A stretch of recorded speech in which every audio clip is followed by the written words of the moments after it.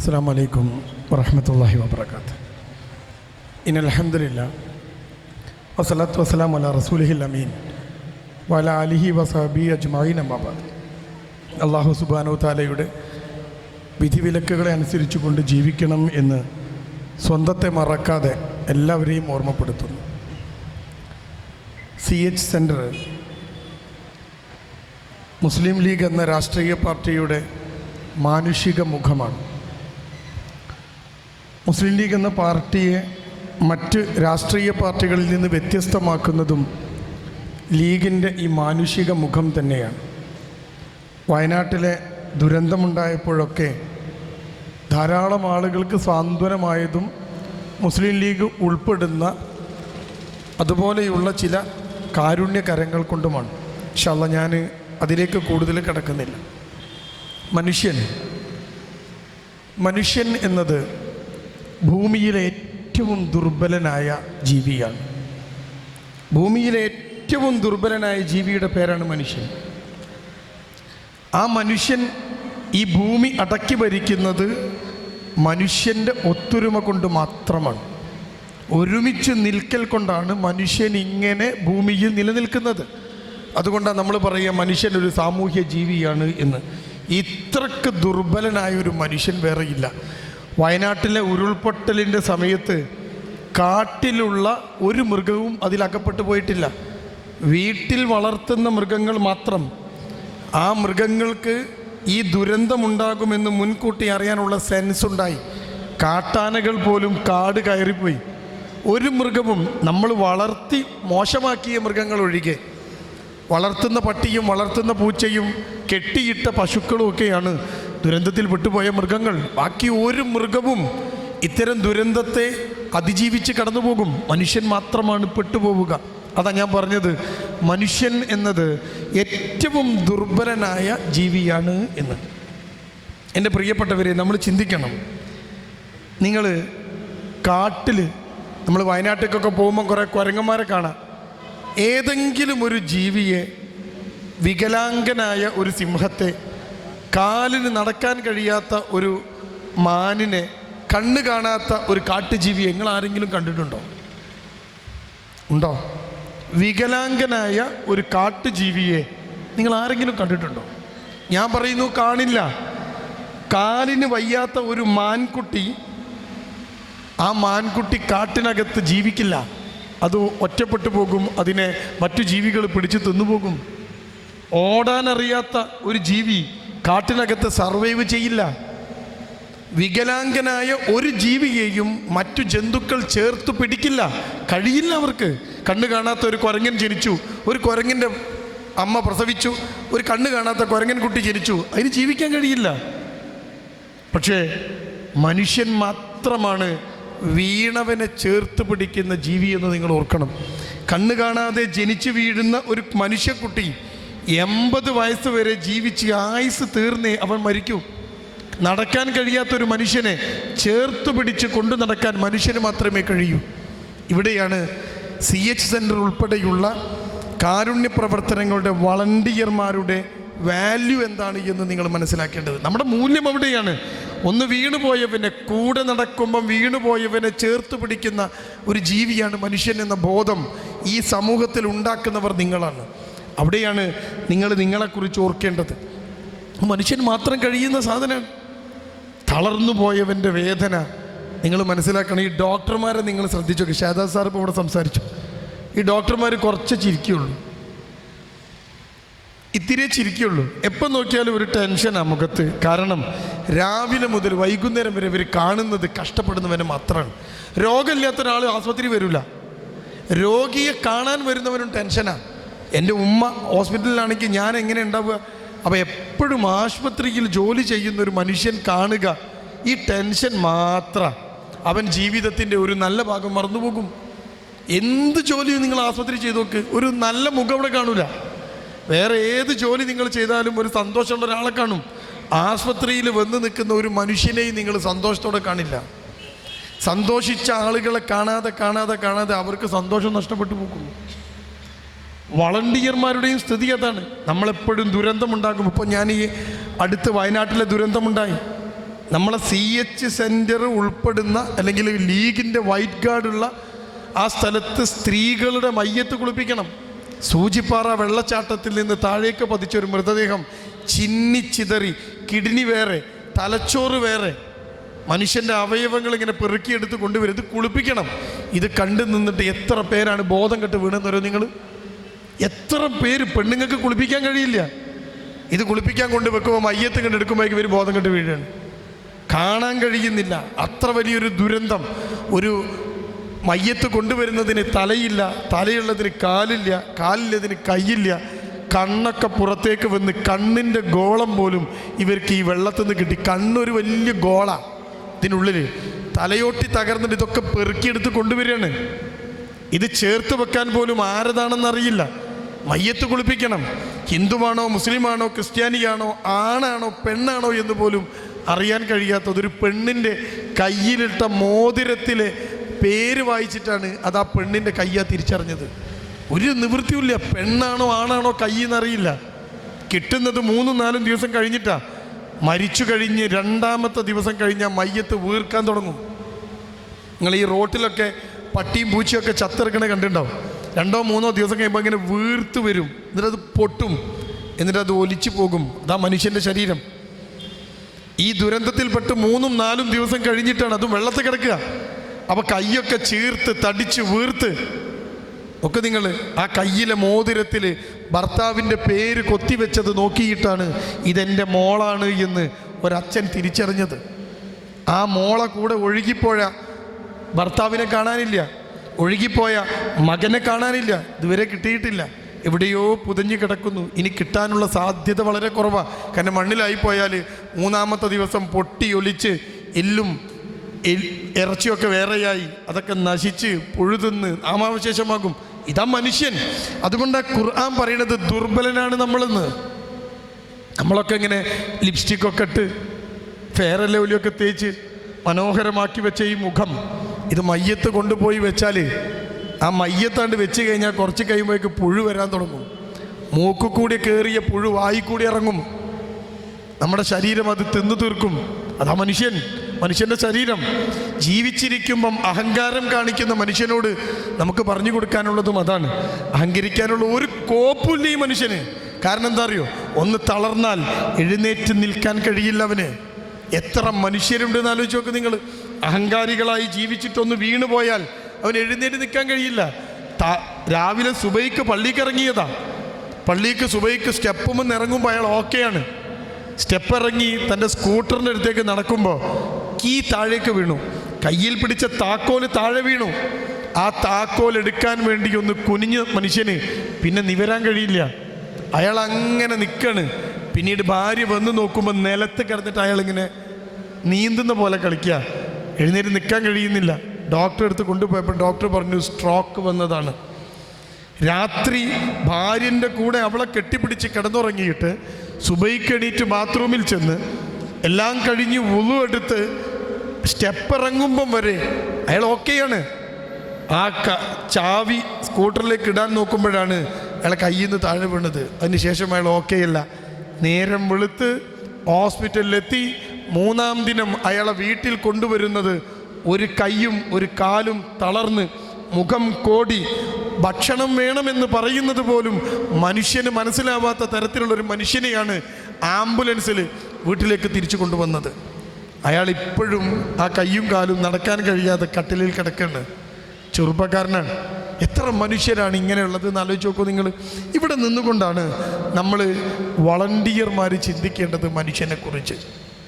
നമ്മൾ ഈ ദുരിതം കാണുന്നവരാണ്. ഈ ദുരന്തവും ദുരിതവും കാണുന്നവർക്ക് വലിയൊരു കാഴ്ചപ്പാടുണ്ടാവണം. ദീനീപരമായിട്ടുള്ള കാഴ്ചപ്പാടിൽ നമുക്ക് രൂപപ്പെടണം. പോരാ, മനുഷ്യനെക്കുറിച്ച് കൂടുതൽ കാര്യങ്ങൾ നമ്മൾ അറിയണം. ഇപ്പോൾ ഡോക്ടർ ഇവിടെ ക്ലാസ് എടുത്തത് കുറേ കാര്യങ്ങൾ നിങ്ങൾക്ക് പറഞ്ഞു തന്നു. അറിയണം. അതാ ഞാൻ പറഞ്ഞത്, രോഗിയെ മനസ്സിലാക്കിയാൽ മാത്രമേ അയാൾക്ക് വേണ്ടത് നൽകാൻ കഴിയൂ. ഏത് രോഗിയുടെയും അവസ്ഥ എന്താ അറിയോ നിങ്ങൾ? 40% അസുഖവും 60% ടെൻഷനുമാണ് രോഗിക്കുണ്ടാവുക. ഒരു വളണ്ടിയർക്ക് 40% ഒന്നും ചെയ്യാൻ കഴിയില്ല. നിങ്ങൾക്ക് എന്താ ചെയ്യാൻ പറ്റുക? തളർന്നു പോയൊരു മനുഷ്യന് നിങ്ങൾക്ക് എന്താ ചെയ്യാൻ പറ്റുക? എന്താ പറ്റുക? അത് ഡോക്ടർക്കേ പറ്റൂ. അത് വളരെ സ്ലോ ആയിട്ടേ പോകൂ. അത് ശരിയായി വരണമെങ്കിൽ സമയമെടുക്കും. അയാൾക്ക് 40% അസുഖം. ക്യാൻസർ ഉണ്ട് എന്ന് ഒരു മനുഷ്യൻ മനസ്സിലാക്കുമ്പോൾ അയാൾ തളർന്നു പോകും, തകർന്നു പോകും. കാരണം എന്താ അറിയോ? രോഗിയായ മനുഷ്യന് ഭാവിയില്ല, ഭൂതം മാത്രമേ ഉള്ളൂ. അവിടെയാണ് അയാളെ തളർച്ച. ഞാൻ പറഞ്ഞത് നിങ്ങൾ മനസ്സിലാക്കണം.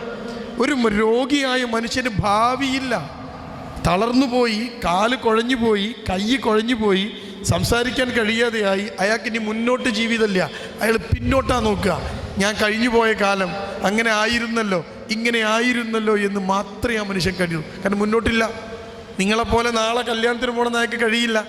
അടുത്ത മാസം നടക്കാനിരിക്കുന്ന ബന്ധുവിൻ്റെ കല്യാണം അയാളുടെ മനസ്സിലില്ല. അയാൾ കട്ടിലിൽ കിടന്നുപോയി. ഈ മനുഷ്യനെ 40% അസുഖമായി 60% ടെൻഷനുമായി വരുന്ന മനുഷ്യന് കൊടുക്കുന്ന മരുന്നിൻ്റെ പേരാണ് സാന്ത്വനം എന്ന്. നിങ്ങളെ പണി അതാ, അല്ലാതെ മരുന്ന് കൊടുക്കേണ്ട പണി നിങ്ങളതല്ല. അതിൻ്റെ പേരാണ് സാന്ത്വനം. ആ മരുന്നാണ് അത്. മനുഷ്യന് ഏറ്റവും വലിയ സാധനം അതാ, ആ സാന്ത്വനപ്പെടുത്തൽ. ഞാനുണ്ട് എന്ന് മറ്റൊരു മനുഷ്യൻ ചേർത്ത് പിടിച്ച് പറയുന്നതിൻ്റെ പേരാണ് സാന്ത്വനം എന്ന്. എൻ്റെ പ്രിയമുള്ളവർ, ഈ വളണ്ടിയർമാർക്കുണ്ടാവേണ്ട ക്വാളിറ്റി ഈ സാന്ത്വനം കൊടുക്കലാണ്. നോക്കൂ, പനി വന്നു, നമ്മളൊക്കെ നമ്മളെ കാര്യം ആലോചിച്ച് നോക്ക്. പനി വന്ന് തളർന്നു പോകും. നമുക്ക് പനിച്ചാലുടൻ നമ്മുടെ മനസ്സിൽ എന്താ ഉണ്ടാവുകയെന്നറിയോ? ഇതെന്ത് പനിയാ? ഡെങ്കിയാണോ? മഞ്ഞപ്പിത്താണോ? ഇനി നിപ്പയാണോ?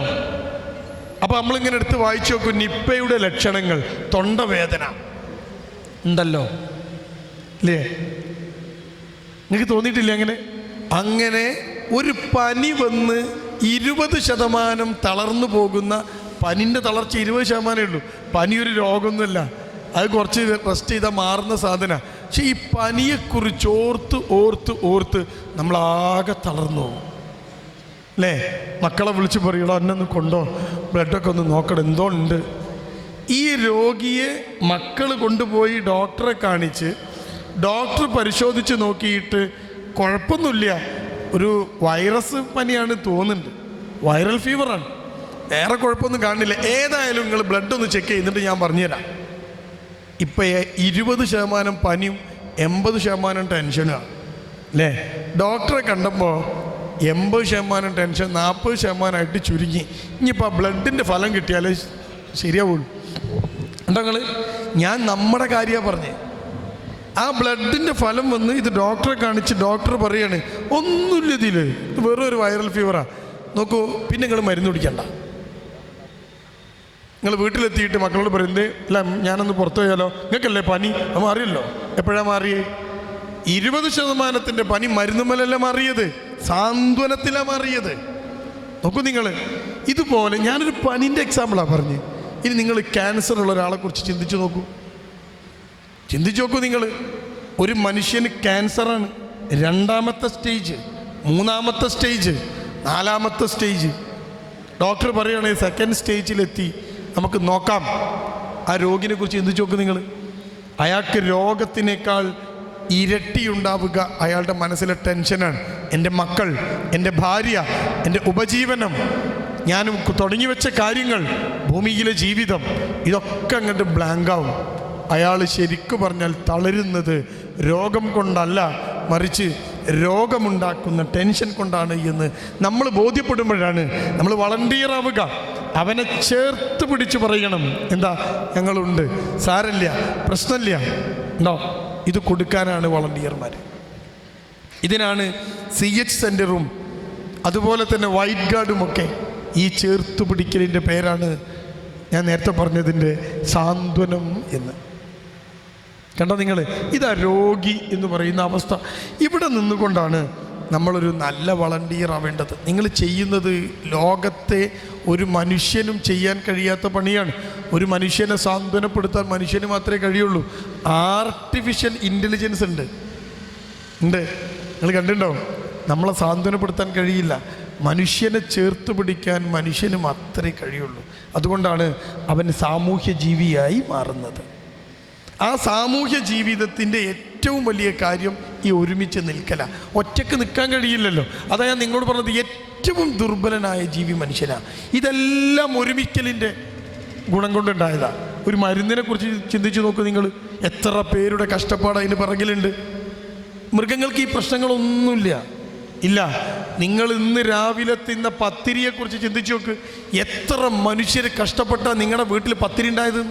ഒരു മനുഷ്യൻ വിത്ത് വിതച്ചു, അതിന് മുമ്പ് നിലം ഉഴുതുമറിച്ചു, മറ്റു കുറേ മനുഷ്യർ ചെളിയിൽ ചവിട്ടി, ആ കഴിഞ്ഞ് അത് വിതച്ച് കൊയ്ത് മെതിച്ച് അരിയാക്കി ചാക്കലാക്കി കൊണ്ടുവന്നു, മില്ലിലെത്തി പൊടിച്ചു. എത്ര മനുഷ്യന്മാരാ ഒരു വറ്റ് അരിക്ക് പിറകിലുള്ളത്. ചിന്തിച്ചു നോക്കൂ നിങ്ങൾ. ഇത് ചിന്തിക്കാത്തൊരു തലമുറയാണ് പുതിയ തലമുറ എന്നതാണ് ഏറ്റവും വലിയ പ്രശ്നം. കണ്ടോ നിങ്ങൾ, ഒരു വറ്റ് ഒരരി, ഏതെങ്കിലും ഒരു ഭക്ഷണ സാധനം ഇൻ്റർനെറ്റിൽ നിന്ന് ഡൗൺലോഡ് ചെയ്യാൻ പറ്റുമോ? നിങ്ങൾ ആലോചിച്ച് നോക്കിയാൽ, ഒരു വറ്റ അരി നിങ്ങളൊന്ന് ഡൗൺലോഡ് ചെയ്താൽ കാണട്ടെ. ഭൂമിയിൽ മുളച്ചു പൊങ്ങാത്തതൊന്നും നമുക്ക് തിന്നാൻ കഴിയില്ല. എത്ര കോടി മനുഷ്യരാ തിന്നണ്ടേ, ഭക്ഷണം കഴിക്കണ്ടേ? നോക്കൂ, കൃഷിക്കാരെ കുറിച്ച് ചിന്തിച്ചു നോക്കൂ നിങ്ങൾ. ചെളിയിൽ ചവിട്ടി നിൽക്കുന്ന അവരാണ് അന്നം തരുന്നവർ. അവരെ എത്രത്തോളം ചേർത്ത് നിർത്താറുണ്ട് നമ്മൾ എന്ന് ചിന്തിച്ചു നോക്ക്, ആലോചിച്ച് നോക്കൂ. ഇന്ന് ഇന്ത്യ മഹാരാജ്യത്തെ കൃഷിക്കാർ മുഴുവൻ സമരത്തിലാണ്, ട്രാക്ടറും കൊണ്ട് റോട്ടിലാണ്. അവർക്ക് നേരെ കാറിടിച്ച് കയറ്റുന്നു, വെടിയുതിർക്കുന്നു, പ്രശ്നങ്ങൾ ഉണ്ടാക്കുന്നു. ആരാ? നമുക്ക് അന്നം തരുന്നവർ.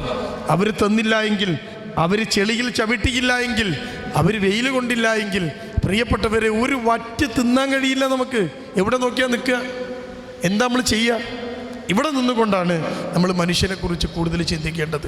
ഏറ്റവും ദുർബലനായ ജീവിയാണ് നാം എന്ന് നമ്മൾ ചിന്തിക്കണം. പക്ഷേ ഒരുമിച്ച് നിന്നാൽ ഇത്രയും ശക്തനായ ജീവി ഭൂമിയിൽ വേറെയില്ല. ആ ഒരുമിക്കൽ എവിടെ നഷ്ടപ്പെടുന്നുവോ അവിടെ മനുഷ്യൻ ഛിന്ന ഭിന്നമാകും എന്ന് നമ്മൾ ഓർക്കണം. ആ ഒരുമിച്ച് നിൽക്കലാണ് വയനാട്ടിൽ കണ്ടത്. അതാണ് നമ്മൾ കവളപ്പാറയിൽ കണ്ടത്. എന്ത് ദുരന്തമുണ്ടാകുമ്പോഴും ഓടിക്കൂടി ഒരുമിച്ച് നിന്ന് ചേർത്ത് പിടിച്ച് മുന്നോട്ട് കൊണ്ടുപോകും. നോക്കൂ, മുസ്ലിം ലീഗിൻ്റെ വയനാട്ടിലെ ഫണ്ടിലേക്ക് നിങ്ങളതിങ്ങനെ തുറന്നു നോക്കിയാൽ മനസ്സിലാവും. അതിങ്ങനെ 2 കോടി 3 കോടി 4 കോടി ഇങ്ങനെ പോയിക്കൊണ്ടിരിക്കണം. കണ്ടോ എത്ര കോടികളായി? ഇതാരാ തരുന്നത്? വലിയ പൈസക്കാരാ ഞങ്ങളെ വിചാരം. പൈസക്കാരൊക്കെ പൈസ പ്രഖ്യാപിച്ചു അല്ലേ? നടൻ ഇന്നയാൾ 25 ലക്ഷം വാർത്ത വന്നു. പക്ഷേ നമ്മളൊക്കെ അധ്വാനിച്ചുണ്ടാക്കിയ 100, 200, 500, 1000, 2000 ഇട്ടവരാ കാണുന്നത്. അവർക്ക് വേണ്ടത് ആരിട്ടു എന്നല്ല, ആര് കൊടുത്തു എന്നല്ല. അവർ ചിന്തിക്കുന്നത് എന്താ? ഇത് വയനാട്ടിന് തുണയാവണം എന്നാണ്. മറ്റുള്ളവരൊക്കെ 4 കോടി അവർ പ്രഖ്യാപിച്ചു, ഫോട്ടോ ഒക്കെ വന്നു അല്ലേ? വയനാട്ടിന് 4 കോടി കൊടുത്ത നടന് അഭിനന്ദനങ്ങൾ. അത് ഇസ്ലാമിൻ്റെ ഭാഷയെ പറഞ്ഞാൽ അവിടെ തീർന്നു. അങ്ങനെ വലത്തെ കൈ കൊടുക്കുന്നത് ഇടത്തെ കൈ അറിയാതെ കൊടുക്കണമെന്ന് പഠിപ്പിച്ച ദീനിൻ്റെ വക്താക്കളാണ് നമ്മൾ. ആ മുസ്ലിം എന്ന പദം മുറുകെ പിടിക്കുന്നവർ അവരാ മുസ്ലിം ലീഗുകാർ. നിങ്ങൾ ആദ്യം മുസ്ലിം ആവുക, പിന്നെ മുസ്ലിം ആവുക, പിന്നെയും മുസ്ലിം ആവുക, എന്നിട്ട് മുസ്ലിം ലീഗുകാരനാവുക എന്നാണ് നമ്മുടെ പൂർവ്വസൂരികൾ നമ്മെ പഠിപ്പിച്ച പാഠം. അത് വിട്ടിട്ടുള്ള കളിയില്ല. അവിടെ മുഹമ്മദ് മുസ്തഫ സല്ലല്ലാഹു അലൈഹി വസല്ലം നമ്മളോട് പറഞ്ഞതിനെ ചേർത്ത് പിടിച്ചുകൊണ്ട് മുന്നോട്ട് പോകുന്ന നമ്മൾ ചിന്തിക്കേണ്ടത് മുസ്ലിം ലീഗിൻ്റെ വളണ്ടിയർമാർക്ക് നെയ്യപ്പം തിന്ന പോലെയാണ്. നമുക്കതാ, മുസ്ലിം ലീഗിൻ്റെ വളണ്ടിയർമാരാണല്ലോ ഇരിക്കുന്നത്. നെയ്യപ്പം തിന്ന പോലെയാണ് നമുക്ക്. 2 കാര്യം. അതെന്താ? ഒന്ന്, നമ്മൾ ഈ ഭൂമിയിൽ മനുഷ്യനായി ജീവിക്കുന്നു. അതങ്ങക്ക് ഒന്നാമത്തെ കാര്യം. 2, നാളെ നമ്മെ കാത്തിരിക്കുന്ന ഒരു പരലോകമുണ്ട്. ആ പരലോകത്ത് കൂലിയുണ്ട്. അത് എത്രയെന്ന് പറയാൻ പറ്റില്ല. ഇവിടെ കിട്ടുന്നതിനപ്പുറത്തൊരു സാധനമുണ്ട്. പക്ഷേ മതമില്ലാത്ത, ദീനില്ലാത്ത, ദൈവമില്ല എന്ന് ചിന്തിക്കുന്ന ഒരു മനുഷ്യന് ഇവിടെ കിട്ടണത് മാത്രമേ ഉള്ളൂ. അപ്പുറത്തുണ്ടോ? ആ ഭൂമി ജീവിതം തന്നെ ഇല്ല എന്ന് ചിന്തിക്കുന്ന ഒരാൾക്ക് ഉണ്ടോ? മുസ്ലിം ലീഗ് അല്ലാത്ത ഒരു രാഷ്ട്രീയ പാർട്ടിയെ നിങ്ങൾ എടുക്കൂ. അവർ ചെയ്യുന്നതിന് ഭൂമിയിൽ മാത്രമാണ് കൂലി. നമുക്ക് 2 കൂലി. നമ്മുടെ മോട്ടിവേഷൻ അതാണ്. നാളെ പരലോകത്ത് നമ്മളെ പടച്ചോൻ ചേർത്ത് നിർത്തും. നമ്മൾ മനുഷ്യനെ ചേർത്ത് നിർത്തിയവരാണ്. അവർക്ക് സാന്ത്വനം കൊടുത്തവരാണ്. അവരെ കഷ്ടപ്പെട്ടപ്പോൾ താങ്ങിയെടുത്തവരാണ്. അതാണ് നിങ്ങളും ഞാനും ഒക്കെ ചിന്തിക്കേണ്ട ഏറ്റവും പ്രധാനപ്പെട്ട ചിന്ത എന്നോർക്കണം. മനുഷ്യൻ എന്ന ജീവി, ഞാൻ ചുരുക്കി പറയാം, സമയമില്ലാത്തതോട് ചുരുക്കി പറയാം. മനുഷ്യൻ എന്ന ജീവിയുടെ ഏറ്റവും വലിയ പ്രത്യേകത, ഞാനൊരു പ്രത്യേകത പറഞ്ഞു, അവൻ ഏറ്റവും ദുർബലനാണ്, ഒരുമിച്ച് നിന്നാൽ ശക്തനാണ്. ഇനി മനുഷ്യൻ്റെ ഏറ്റവും വലിയ പ്രത്യേകത എന്താ? മനുഷ്യൻ്റെ ഏറ്റവും വലിയ പ്രത്യേകത അവന് മാത്രമാണ് മനസ്സുള്ളത് എന്നാണ്. ഇത്രമാത്രം ചിന്തിക്കുകയും മനസ്സുകൊണ്ട് കാര്യങ്ങൾ ചെയ്യുകയും ചെയ്യുന്ന ഒരു ജീവി വേറെയില്ല, ഒരു ജീവിയും. നിങ്ങൾ നോക്കൂ, ഈ പെയിൻ ആൻഡ് പാലിയേറ്റീവിൻ്റെ ആളുകളൊക്കെ, അവർക്കൊക്കെ ഉണ്ടാകുന്ന ഏറ്റവും വലിയ പ്രശ്നം എന്താണെന്നറിയോ? നമ്മുടെ ശരീരം. ഈ ശരീരം നോക്കുങ്ങൾ, എല്ലാവരും ഡ്രസ്സ് ഇട്ടാണ്, പർദ്ദട്ടോര്, ചുരിദാറിട്ടോര്, സാരി എടുത്തോര്, തട്ടിട്ടോര്, അല്ലേ? ഞാൻ പാൻറ്റും കുപ്പായൊക്കെ ഇട്ടാണ്. ഈ സ്റ്റേജിൻ്റെ മുകളിൽ നിന്ന് ഞാൻ എൻ്റെ ഷർട്ട് ഊരിയാൽ എന്തായിരിക്കും സ്ഥിതി? ആലോചിച്ച് നോക്ക് നിങ്ങൾ. എനിക്കുണ്ടാക്കുന്നതിന് അപമാനം ആലോചിച്ച് നോക്ക്. കുറ്റിയില്ലാത്ത ഒരു കക്കൂസിനകത്ത് നിങ്ങൾ പോയാൽ എന്താ സ്ഥിതി? ചിന്തിച്ചു നോക്കിയാൽ എത്ര മുട്ടിയാലും മോന് പോവില്ല, അല്ലേ? നിങ്ങൾ ചിന്തിക്ക്, കുറ്റിയില്ല, നമുക്ക് ഭയങ്കരമായിട്ട് ബുദ്ധിമുട്ടി, നമുക്ക് കക്കൂസി പോവാണ്ട്. പക്ഷേ ആ പോവാൻ വേണ്ടിയിട്ട് നമ്മൾ ഒരു ബാത്റൂം അന്വേഷിച്ച് പോയപ്പോൾ കുറ്റി ശരിയില്ല. ഞാൻ പറയണ നിങ്ങൾക്ക് പോവില്ല. ഉണ്ടോ? വയനാട്ടിലെ ചുരത്തുമെന്ന് ഞാൻ ബസ്സിൽ യാത്ര ചെയ്യും. അപ്പോൾ ബസ് ഇങ്ങനെ വന്ന് വയനാട്ടിലെ ചുരം ബ്ലോക്കായി ആ ബ്ലോക്കിൽ കൂടെ ഇങ്ങനെ വന്ന് കുറച്ച് നേരം കഴിഞ്ഞപ്പോൾ ഒരു മനുഷ്യൻ കണ്ടക്ടറെ വിളിച്ച് പറഞ്ഞു, വന്ന് നിർത്തുമോ ബസ്? ചുരത്തുമ്മലാട്ടോ ബസ് നിർത്തിയാൽ മൊത്തം ബ്ലോക്കാണ്, ഒന്ന് നിർത്തുമോ ബസ് എന്ന് ചോദിച്ചു. അപ്പോൾ കണ്ടക്ടർ ചോദിച്ചു, എനിക്ക് മൂത്രമൊഴിക്കാണ്. എന്താ ചെയ്യുക? വയനാട്ടിലെ ചുരത്തുമെന്ന് ബ്ലോക്ക് കുടുങ്ങി കുറേ നേരമായി, താഴത്തെത്താനുള്ള സമയമൊക്കെ കഴിഞ്ഞു. നിങ്ങൾക്കറിയാലോ ബ്ലോക്ക്. ആ ബ്ലോക്കിൽ കുടുങ്ങിയ ബസ്സിന് അയാൾക്ക് മൂത്രമൊഴിക്കാണ്. KSRTC ബസ്സാണ്. ഇയാൾ കണ്ടക്ടറോട് പറഞ്ഞ മുഖഭാവവും കാര്യങ്ങളൊക്കെ കണ്ടപ്പോൾ കണ്ടക്ടർ ബെല്ലടിച്ചു, ടിങ്, നിർത്താൻ പറഞ്ഞു. ഡ്രൈവർ ചോദിച്ചു, എന്ത്? ഒരാൾക്ക് മൂത്രമൊഴിക്കാണ്ട്, ബസ് നിർത്തുകയാണ്. ഇതോടുകൂടി എല്ലാവരും ഇയാളെ നോക്കാൻ തുടങ്ങി. മൂത്രമൊഴിക്കാൻ മുട്ടിയ മനുഷ്യനാണ്, അല്ലേ? ബസ് നിർത്തിയത് മൂപ്പര് ഇറങ്ങി ഡോറ് തുറന്ന് പുറത്ത് പോയിട്ട് ഒരു മൂലക്ക് ചെന്ന് മൂത്രമൊഴിക്കാൻ നിൽക്കുമ്പോഴേക്കും എല്ലാവരും നോക്കുക. കുറച്ച് കഴിഞ്ഞപ്പോൾ മൂപ്പര് വന്ന് ബസ് കയറി പറഞ്ഞ് വണ്ടി പോട്ടെ. അല്ല, എന്തേ മൂത്രം വെച്ചോ? മൂത്രം പോവില്ല. മൂത്രം പോവുമോ? നിങ്ങൾ ആലോചിച്ച് നോക്കിയ. വളരെ സ്വകാര്യമായി രഹസ്യമായി നമ്മൾ ചെയ്യുന്നൊരു സാധനം അത്. ഇനി നിങ്ങളൊരു രോഗിയെക്കുറിച്ച് ചിന്തിച്ചു നോക്ക്. കക്കൂസി പോവണമെങ്കിൽ ഒരാൾ കൂടെ പോവണം എന്ന് അങ്ങനത്തെ ഒരു വിധി നിങ്ങൾക്കുണ്ടായാൽ നിങ്ങൾ ആലോചിച്ച് നോക്ക്. തകരുന്നൊരു സാധനം ആത്മാഭിമാനം എന്ന് പറയുന്ന സാധനമാണ്. രോഗിൻ്റെ മനസ്സ് നിങ്ങൾ മനസ്സിലാക്കേണ്ടത് അവിടെയാണ്. ഉണ്ടോ? ഞാൻ എന്താ നിങ്ങളോട് ചോദിച്ചു, കുറ്റിയില്ലാത്ത ഒരു കക്കൂസിനകത്ത് ഇരുന്നാൽ നമുക്കൊന്നും കൃത്യമായി കാര്യം സാധിക്കാൻ കഴിയില്ല എന്നോർക്കണം. അവിടെ നിന്നുകൊണ്ടാണ് നിങ്ങൾ ചിന്തിക്കേണ്ടത്. ആ രോഗി എന്നത് നമ്മൾ ബാപ്പാനെ കൊണ്ടുപോവുക, മക്കൾ കൊണ്ടുപോവുക, അപ്പുറത്തും നിന്നാണ്ട് ബാപ്പ ബാത്റൂമിൽ പോയിക്കോളൂ. ബാപ്പ ഇങ്ങനെ കണ്ണുക്ക് നോക്കും. വല്ലാത്തൊരവസ്ഥ, അല്ലേ? ഇനി ഒരു പെണ്ണിനെ കുറിച്ച് ചിന്തിച്ചു നോക്ക്. അവൾ ആർക്കും കാണിച്ചു കൊടുക്കാതെ സൂക്ഷിച്ചു വെച്ച, മറച്ചു കൊണ്ട് നടന്ന, കുളിക്കാൻ ഒരാളെ സഹായം വേണമെന്ന് ആലോചിച്ച് നോക്കിയാൽ ഞങ്ങൾ എന്തൊരു മാനക്കെട. ഇതുകൊണ്ട് അയച്ചിട്ടിട്ട് ഒരാളെ മുമ്പിൽ നമ്മളിങ്ങനെ ഇരിക്കണം. ഇതാ രോഗി. അവൻ്റെ മനസ്സ്, ആ മനുഷ്യൻ എന്ന ജീവിയുടെ മനസ്സിനെ കുറിച്ചാണ് എൻ്റെ പ്രിയപ്പെട്ടവരെ നിങ്ങൾ ചിന്തിക്കേണ്ടത്. അവൻ ഏറ്റവും വലിയൊരു സാധനമുണ്ട് മനുഷ്യന്. അതിൻ്റെ പേരെന്താ പറയുക നിങ്ങൾക്ക്? സെൽഫ് എസ്റ്റീം, ആത്മാഭിമാനം. എനിക്കും നിങ്ങൾക്കൊക്കെ ഉള്ളൊരു സാധനത. ഖുർആൻ മനുഷ്യനെ കുറിച്ച് പറഞ്ഞത് അഭിമാനത്തിന് ക്ഷതമേൽപ്പിക്കരുത് നിങ്ങൾ. ഖുർആൻ്റെ വാക്കാ. ഒരു മനുഷ്യൻ്റെ അഭിമാനം നിങ്ങൾ കൊണ്ട് പന്താടരുത്. എന്തെങ്കിലുമൊക്കെ ചെയ്തു കൂട്ടാണ്, ഉണ്ടോ? എന്തെങ്കിലുമൊക്കെ പോസ്റ്റ് ഉണ്ടാക്കി ഇലക്ഷന് മത്സരിക്കാൻ വേണ്ടിയിട്ട്, രാഷ്ട്രീയ ലാഭത്തിന് വേണ്ടിയിട്ടാണ് പോസ്റ്റ് ചെയ്യാണ്. എന്നിട്ട് ആളെ കാഫിറാക്കണ്, കാഫിറല്ലാത്തവനാക്കണ്, അല്ലേ? എന്നിട്ട് അവർ മാറി നിൽക്കുന്നു. രാജ്യത്ത് കലാപം ഉണ്ടാക്കാൻ ശ്രമം നടക്കുന്നു. ആരോട് പറയാൻ? ഉണ്ടോ നിങ്ങൾ?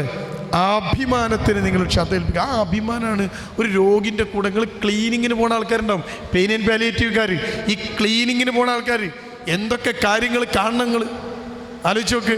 കിടന്നിടത്ത് തന്നെ മലമൂത്ര വിസർജനം നടത്തുക എന്നാൽ ആ മലം അങ്ങോട്ട് പോയി കഴിഞ്ഞാൽ ആ മനുഷ്യൻ്റെ മനസ്സിലുണ്ടാക്കുന്ന ഒരു ടെൻഷൻ ആലോചിച്ച് നോക്ക് നിങ്ങൾ. എൻ്റെ മലം മറ്റൊരുത്തന് കോരണം, ക്ലീനാക്കണം, വൃത്തിയാക്കണം അല്ലേ? അയാളെ കണ്ണിൽ നിന്ന് വെള്ളം വരും. ആ മനുഷ്യന് കൊടുക്കണ മരുന്നാണ് സാന്ത്വനം. ഉണ്ടോ? അതാണ് കാര്യം. നിങ്ങൾ ചിന്തിച്ചു നോക്കി. ഇഷ്ടം പോലെ അനുഭവം എനിക്ക് ഞാൻ പറയേണ്ട ആവശ്യമില്ല, നിങ്ങൾക്കില്ലേ? ഇല്ലേ? പാലിയേറ്റീവിന് പോകുമ്പോഴല്ലേ അങ്ങനെ നിങ്ങൾ തിരിച്ച് കിടത്തിയിട്ട് ബാക്ക് സൈഡ് ഇങ്ങനെ തുടയ്ക്കുമ്പോൾ നിങ്ങൾ മുന്നോട്ട് ചെന്ന് നോക്കണ്ടി ആ പെണ്ണിൻ്റെ, ആ മനുഷ്യൻ്റെ കണ്ണിൽ നിന്ന് കണ്ണീര് പോയിട്ടോ. ആലോചിച്ച് നോക്കിയ. അപ്പോൾ ഒരു ആളുടെ ആത്മാഭിമാനത്തിന് ക്ഷതമേൽക്കുന്നതിൻ്റെ പേരാ രോഗം. ഫ്യൂച്ചറില്ലാതെ, ഭാവിയില്ലാതെ ഭൂതകാലത്ത് ജീവിക്കുന്നതിൻ്റെ പേരാണ് രോഗി. ഇവരെയാണ് നമ്മൾ പരിചരിക്കുന്നത് എന്ന് നിങ്ങൾ ബോധമുണ്ടാവണം. മനുഷ്യൻ്റെ ഏറ്റവും വലിയ സാധനം അവൻ്റെ മനസ്സാണ്. ആ മനസ്സിനാണ് നിങ്ങൾ പ്രാധാന്യം കൊടുക്കേണ്ടത്. കണ്ടോ? ആ മനസ്സിന് പ്രാധാന്യം കൊടുക്കണം. ഇനിയോ എന്താണ് ഒരു മനുഷ്യന് വേണ്ടത്? നിങ്ങൾ ആരെയും ചിന്തിച്ച് നോക്കിയിട്ടുണ്ട് എന്താ ഈ മനുഷ്യന്മാർക്ക് വേണ്ടത്? ഈ പാലിയേറ്റീവിലൊക്കെ പോയി കഴിഞ്ഞാൽ ഒരു ഗുണം എന്താ അറിയോ? ഗുണം എന്താ അറിയോ? പാലിയേറ്റീവിൽ പോയാലുള്ള ഒന്നാമത്തെ ഗുണം, നിങ്ങൾ നന്നാവും. നിങ്ങൾ നന്നായോ? ഇല്ലേ?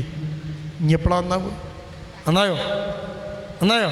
മനുഷ്യന്മാരെങ്ങനെ കാണുമ്പോഴേ അഹങ്കാരമാണ് പോവും. ആദ്യമായി പാലിയേറ്റീവിന് എൻ്റെ കോളേജിൽ കുട്ടികളുണ്ട്. ഞാൻ BEd കോളേജിലെ അധ്യാപകനാണ്. കോളേജിലെ കുട്ടികളെ പാലിയേറ്റീവിന് വേണ്ടി വിട്ടു. 25 കുട്ടികളെ സെലക്ട് ചെയ്തിട്ട് പാലിയേറ്റീവിന് വിട്ടു. കുട്ടികൾ തിരിച്ചു വന്ന് കരഞ്ഞു, ഞങ്ങൾക്ക് കഴിയില്ല, ഞങ്ങൾക്ക് കഴിയില്ല. ചുണ്ടിൽ ചായം തേച്ച് ഇടുങ്ങിയ വസ്ത്രം ധരിച്ച് ഞാനാണ് ഏറ്റവും വലിയ ഷേപ്പുള്ള ആൾ, ഞാനാണ് സുന്ദരി എന്ന് പറഞ്ഞ് നടക്കുന്ന പെൺകുട്ടികൾ പോലും ഇതങ്ങോട്ട് കണ്ടപ്പോഴേ മാറിടത്ത് ബ്രസ്റ്റ് ക്യാൻസർ വന്നിട്ട് കുട്ടികൾക്ക് മുലപ്പാൽ കൊടുക്കേണ്ട സ്ഥലം ചീഞ്ഞ് നാറിയിട്ട് അതിങ്ങനെ തുടച്ചെടുക്കണ്. ആ കുട്ടി വന്ന് പൊട്ടിക്കരഞ്ഞുകൊണ്ട് പറഞ്ഞു, ഞാൻ ഇനി പോവില്ല, ധൈര്യമില്ല, ഇതിങ്ങനെ ചീഞ്ഞ് നിൽക്കണം, അതിങ്ങനെ തുണിയിട്ട് തുടച്ചെടുക്കണം, ക്യാൻസർ വന്നതാ. ഉണ്ടോ? അതിങ്ങനെ ചെയ്യുമ്പം അത് കൂടെ നിൽക്കുന്ന ഒരു കുട്ടിയുടെ ഉള്ളിൽ ഇങ്ങനെ ഉടഞ്ഞു വീഴുന്ന ഒരു സാധനത്തിൻ്റെ പേരാണ് അഹങ്കാരം. അവിടെ തീർന്നില്ലേ? നമ്മളാരാ? ഇതുപോലെ കിടത്തല്ലേ പടച്ചോനെ എന്നാണ് നമ്മൾ പ്രാർത്ഥിക്കുന്നത്. ഇങ്ങനെ ഒരാളുടെ മുന്നിൽ കിടന്നു കൊടുക്കാൻ കഴിയില്ലേ എന്നാണ് ഒരു മനുഷ്യൻ്റെ പ്രാർത്ഥന. പക്ഷെ കിടന്നു പോയാൽ നമ്മൾ എന്ത് ചെയ്യും? ഇവിടെയാണ് നമ്മൾ പാലിയേറ്റീവിൻ്റെ വളണ്ടിയർമാർക്ക് ഒന്നാമത്തെ ഗുണം. ഈ തിരുമ്പണ കല്ല് കണ്ടില്ലെങ്കിൽ കണ്ടില്ലേ? തിരുമ്പണ കല്ലിൻ്റെ ഗുണം എന്താ? നിങ്ങളെ വീട്ടിൽ ഏറ്റവും വൃത്തിയുള്ള സാധനം തിരുമ്പണ കല്ലായിരിക്കും. എന്നാൽ തിരുമ്പണ കല്ല് ആരും വൃത്തിയാക്കില്ല, ഇല്ലല്ലോ. തിരുമ്പണ കല്ല് ഞാനൊന്ന് കഴുകട്ടെ എന്നറിയാം. നിങ്ങളെപ്പോഴെങ്കിലും വിമ്മിട്ട് കേൾക്കലുണ്ടോ തിരുമ്പണ കല്ല്? ഉണ്ടോ? ഇല്ല. തിരുമ്പണ കല്ല് വൃത്തിയാക്കേണ്ട ആവശ്യമില്ല, നിങ്ങൾ തിരുമ്പിയാൽ മതി. തിരുമ്പുമ്പോൾ തുണി വൃത്തിയാകുന്നതിൻ്റെ കൂടെ അലക്ക് കല്ലും വൃത്തിയാകും. പാലിയേറ്റീവിൽ നിങ്ങൾ പോയാൽ നിങ്ങൾ ചെയ്യുന്ന പ്രവൃത്തിയുടെ കൂടെ നിങ്ങളറിയാതെ നിങ്ങളും വൃത്തിയാകും. മനസ്സിനകത്ത് അഹങ്കാരം ഒലിച്ചു പോകും, മനുഷ്യരാണെന്നറിയും. ശരിക്ക് പാലിയേറ്റീവിന് ഒരു മാസം പോയി കഴിഞ്ഞതിന് ശേഷം വേണം നിങ്ങൾ ഖുർആൻ്റെ അർത്ഥം ഒന്ന് വായിച്ചു നോക്കാൻ. എല്ലാത്തവനും ഇത് മനസ്സിലാവില്ല. ശരിക്കും പാലിയേറ്റീവിന് പോയി കഴിഞ്ഞ് നിങ്ങൾ ഖുർആൻ നിർത്തി വായിച്ചു നോക്കിയാണ് ഒക്കെ പടച്ചോ പറയണതൊക്കെ നമുക്ക് മനസ്സിലാവും. മനുഷ്യൻ്റെ അവസ്ഥ എന്താണെന്ന് മനസ്സിലാവും. എന്താ അവൻ്റെ ദൗർബല്യം എന്ന് മനസ്സിലാവും. വലിയ വലിയ കൊലക്കൊമ്പൻ പോലും കിടന്നു പോകും. എന്ത് ചെയ്യാൻ പറ്റും? മനുഷ്യൻ എന്ന ജീവിയുടെ മനസ്സിനെ വായിക്കാൻ കഴിയുന്നവനാണ് ഒരു വളണ്ടിയർ. ഇനിയോ മനുഷ്യൻ എന്താ വേണ്ടത്? നിങ്ങൾ എപ്പോഴും ചിന്തിച്ചു നോക്കിയിട്ട് ഒരു മനുഷ്യൻ എന്താ വേണ്ടത്? ഈ ഇരിക്കുന്ന ആൾക്കാരും ചിന്തിച്ചു നോക്കിയണോ? കുടുംബമായി ജീവിക്കുന്നവർ എന്താ വേണ്ടത്? മനുഷ്യരെന്താ വേണ്ടത്? എന്താ? ഈ പാലിയേറ്റീവിൻ്റെ വളണ്ടിയർമാർ തളർന്നു പോയവരെ പരിചരിക്കുന്നവരാണ്. പക്ഷേ തളരാത്തവരുണ്ട്. അവരാരാ പരിചരിക്കുക? ആരാ? ഒരു വീട്ടിനകത്ത് തളരാത്തവരുണ്ടല്ലോ, ഭർത്താവ്, ഭാര്യ, മക്കൾ, ഉമ്മ, ബാപ്പ. നിങ്ങൾ ചിന്തിച്ചു നോക്കിയണോ? ഇവരാരാ പരിചരിക്കുക? എങ്ങനെയാണ് മുന്നോട്ട് കൊണ്ടുപോവുക? നിങ്ങൾ എപ്പോഴെങ്കിലും അങ്ങനെ ചിന്തിച്ചു നോക്കിയിട്ടുണ്ടോ? എനിക്കറിയില്ല. നോക്കൂ, ഞാൻ വളരെ ചുരുക്കി മാത്രം കാര്യം പറയുക. മനുഷ്യൻ എന്ന ജീവി, അവൻ്റെ മനസ്സ്, അവന് വേണ്ടതെന്ത്? ഈ ചോദ്യം മനുഷ്യനുണ്ടായ കാലം മുതൽ തത്വചിന്തകർ ചോദിക്കുന്ന ചോദ്യമാണ്. മനുഷ്യൻ എന്താ വേണ്ടത്? സമ്പത്താണോ? ആണോ? എത്ര റിസോർട്ടാണ് വയനാട്ടിൽ ഒഴുകിപ്പോയത് നിങ്ങൾക്ക് അറിയോ? ചൂരൽമല എന്ന അതിമനോഹരമായ പ്രദേശം 2 മലകൾക്കിടയിലാണ്. ആണിങ്ങനെ റിസോർട്ടിൽ ഇങ്ങനെ പോയി നിന്നാൽ നിങ്ങൾക്ക് മല കാണാം. അതിന് ആ മലയുടെ താഴ്വാരത്തൂടെ ഒഴുകുന്ന സുന്ദരമായ ഒരു അരുവി കാണാം. ആ അരുവിയാണ് രൗദ്രഭാവം പൂണ്ടത്. അത്രയും കാലം കണ്ണിന് കുളിർമയേകിയ ചെറിയൊരു അരുവി. ആ അരുവിയിലൂടെയാണ് കിലോമീറ്ററുകൾക്കിപ്പുറത്തേക്ക് നിലമ്പൂരും ചാലിയാറും ഫറോക്ക് പേട്ടയിൽ വരെ ശരീരഭാഗം എത്തിയത്. എത്ര കിലോമീറ്ററാണ് ഒഴുകിയത് ഉണ്ടോ?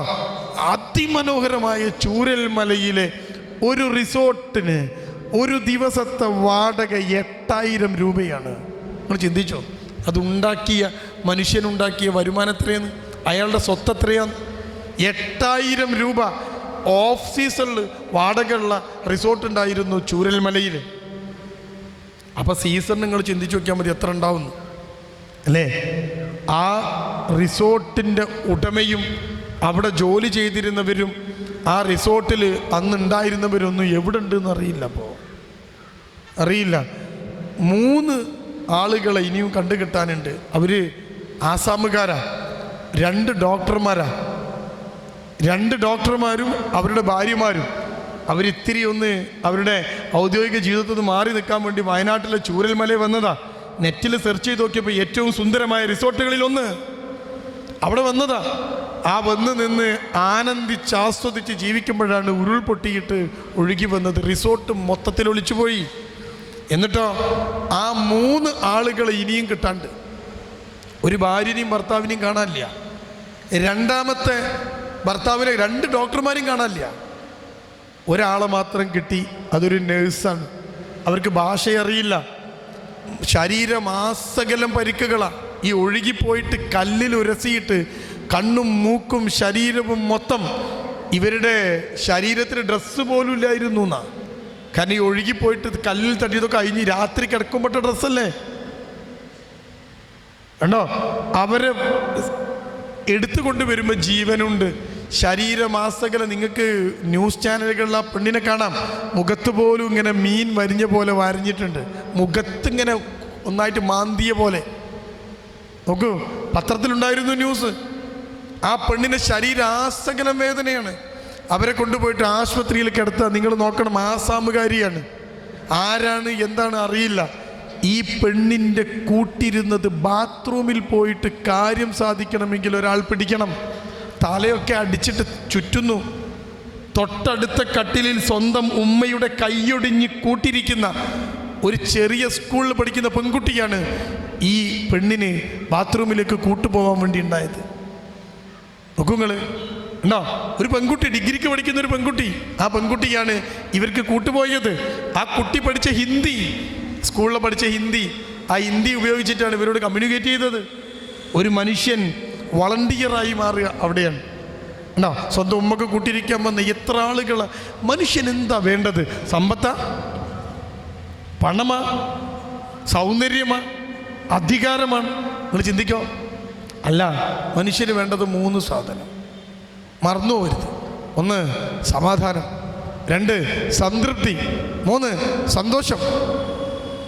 ഒന്നുകൂടി പറയാം: സന്തോഷം, സമാധാനം, സംതൃപ്തി.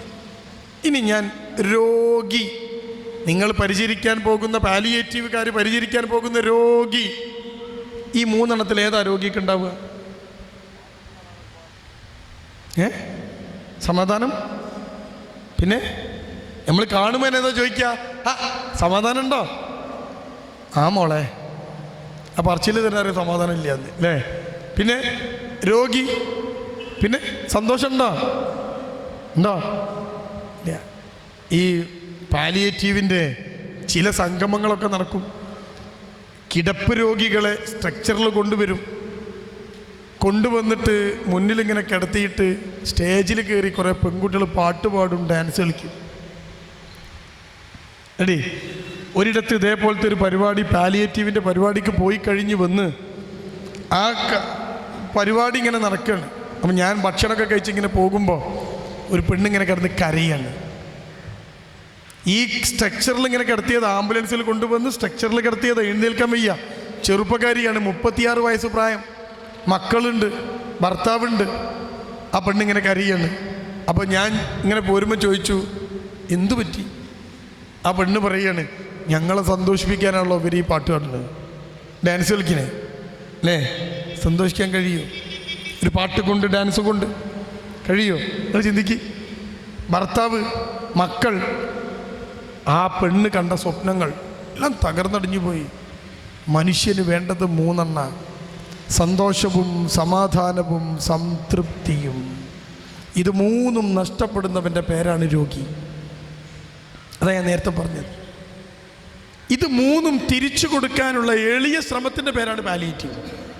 പാലിയേറ്റീവിലേക്ക് ഒരു മനുഷ്യൻ എത്തപ്പോഴാണ്, പാലിയേറ്റീവ് കെയറിലേക്ക് മനുഷ്യൻ എത്തപ്പോഴാണ് അവന് ഇനി ഡോക്ടർമാർ പറയും പ്രതീക്ഷയില്ല, ഇനി പാലിയേറ്റീവിലേക്ക് മാറ്റിക്കോളും അല്ലേ? ഇപ്പം നമ്മുടെ മുമ്പിലെത്തുന്ന രോഗി ആരാ? ചിലപ്പോൾ രോഗം ഭേദമാവാൻ ഇനി ചാൻസ് കുറവാണ്.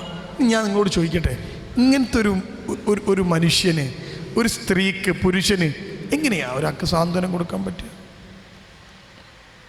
നമുക്കിനി അതുകൂടി പറഞ്ഞ് ഞാൻ നിർത്താം. എങ്ങനെ സാന്ത്വനം കൊടുക്കാൻ പറ്റുക? നിങ്ങൾ എപ്പോഴെങ്കിലും ചിന്തിച്ചിണോ? പാലിയേറ്റീവിൻ്റെ വളണ്ടിയർമാരായ മുസ്ലിം ലീഗുകാരായ നിങ്ങൾ എപ്പോഴെങ്കിലും ചിന്തിച്ചിണോ എങ്ങനെ ഇവർക്ക് സാന്ത്വനം കൊടുക്കാൻ പറ്റുക? ചിന്തിച്ചോ? ഞാൻ ചെറിയൊരു കാര്യം ചേർത്ത് പറയാം. മാർക്സിസം, കമ്മ്യൂണിസം നിങ്ങൾ കേട്ടിട്ടുണ്ടാവും അല്ലേ? കേട്ടില്ലേ? അത് കേൾക്കാതെ മുസ്ലിം ലീഗുകാരുണ്ടാവില്ലല്ലോ. മാർക്സിസം, കമ്മ്യൂണിസം അവരേറ്റവും കൂടുതൽ പ്രചരിപ്പിച്ചു കൊണ്ടിരിക്കുന്ന ഒരു സാധനത്തിൻ്റെ പേരാണ് മതനിരാസം. എന്ന് പറഞ്ഞാൽ മതമില്ല, ദൈവമില്ല, മനുഷ്യനാണ് പ്രധാനം അല്ലേ? മനുഷ്യനും മനുഷ്യൻ നന്നാവലാണ്. അതാണ് അവരുടെ പ്രധാനപ്പെട്ട ഒരു സാധനം. ഈ മാർക്സിസ്റ്റ് പാർട്ടിയുടെ, കമ്മ്യൂണിസത്തിൻ്റെ ആചാര്യന്മാർ പോലും അസുഖം വന്ന് മരിക്കാൻ നേരത്ത് ചിലരൊക്കെ ദൈവത്തെ വിളിച്ചിരുന്നു എന്ന് നമുക്ക് വായിച്ചാൽ മനസ്സിലാവും. ഞാൻ നിങ്ങളോട് ചോദിക്കട്ടെ, ഒരു മനുഷ്യന് ക്യാൻസറിൻ്റെ 4ാമത്തെ ഘട്ടത്തിലെത്തി, മെഡിക്കൽ കോളേജുകാർ പറഞ്ഞു ഇനി ചികിത്സിച്ചിട്ട് കാര്യമില്ല, വെറുതെ ഇവിടെ കിടത്തണ്ട, നിങ്ങൾ പാലിയേറ്റീവിലേക്ക് മാറ്റിക്കോളൂ എന്ന് പറഞ്ഞു. ഈ മനുഷ്യന് നിങ്ങൾക്ക് എങ്ങനെയാണ് സാന്ത്വനം കൊടുക്കാൻ പറ്റുക? മെഡിക്കൽ കോളേജ് കൈയൊഴിഞ്ഞ ഒരു മനുഷ്യനെ നിങ്ങളുടെ കയ്യിൽ കിട്ടിയാൽ നിങ്ങൾ എന്താ പറയുക? സാരില്ല, ശരിയായിക്കോളും. എന്ത് നിങ്ങളെന്താ പറയല്? നിങ്ങളൊക്കെ പാലിയേറ്റീവിൻ്റെ വളണ്ടിയർമാരാണല്ലോ, നിങ്ങളെന്താ പറയല്? ഒക്കെ ശരിയായിക്കൊളുത്താത്തേ നിങ്ങൾ സമാധാനത്തിൽ കിടക്കുന്നോ? കണ്ണടയ്ക്കാൻ, ഉറങ്ങാൻ പേടിയാകും കേട്ടോ. നിങ്ങൾ ഈ ഇരിക്കുന്ന ആൾക്കാരൊക്കെ ആരോഗ്യമുള്ളവരാണ്. അൽഹംദുലില്ലാ, നമുക്കൊക്കെ ആരോഗ്യമുണ്ട്. നമുക്ക് ചോറൊക്കെ തിന്നു കഴിഞ്ഞാൽ ഒന്ന് കിടക്കാൻ തോന്നും. നിങ്ങൾക്ക് തോന്നില്ലേ? ഒന്ന് കിടന്നാൽ മതി, ഞാനൊരു ഇത്തിരി കിടക്കട്ടെ. നമുക്ക് ഏറ്റവും സുഖമുള്ള ഏർപ്പാട് കിടക്കുമ്പോഴാണ് അല്ലേ? അങ്ങനല്ലേ?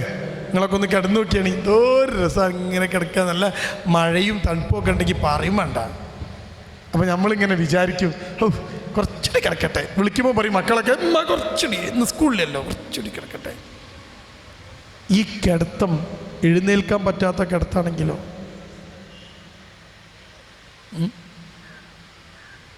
കിടന്ന ഒരു സുഖം കിട്ടൂലേ? എത്ര ക്ഷീണം ഉണ്ടെങ്കിലും ഭാര്യയോട് നമ്മൾ പറയും, എടി ഞാനൊരു മണിക്കൂറൊന്ന് കിടക്കട്ടെ.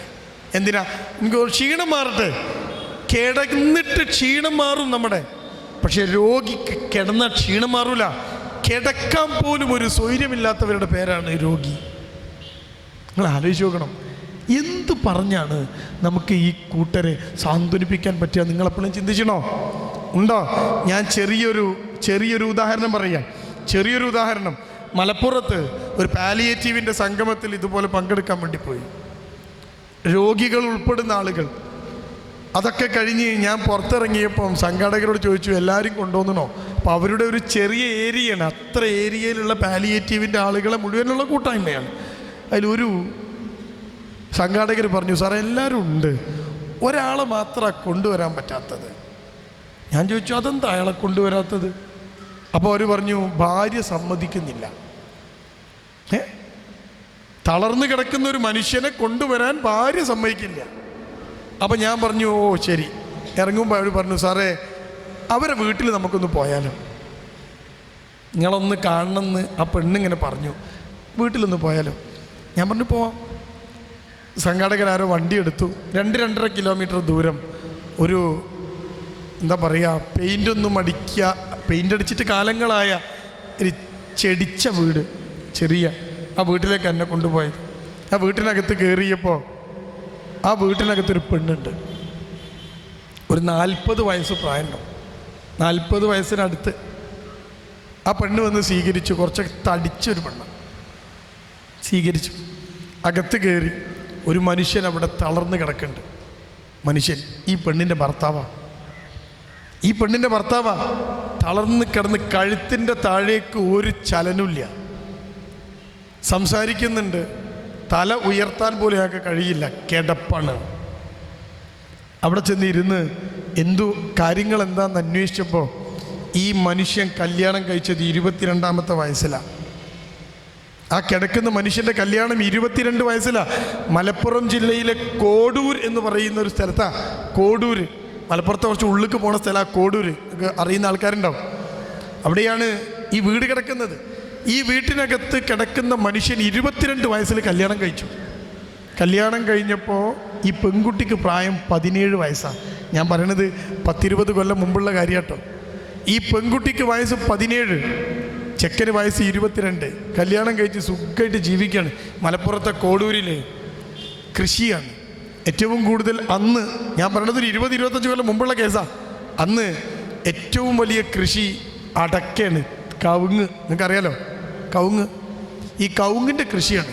ഈ ചങ്ങാതി കല്യാണം കഴിക്കുമ്പോൾ 5 നേരം പള്ളിയിൽ പോയി നിസ്കരിക്കുന്ന ദീനിയായ, നന്നായിട്ട് ദീനി കാര്യങ്ങളിൽ ശ്രദ്ധ കൊടുക്കുന്ന ഈ ചെക്കൻ കല്യാണം കഴിച്ചത് ദീനിയായൊരു പെണ്ണിനെയാണ്.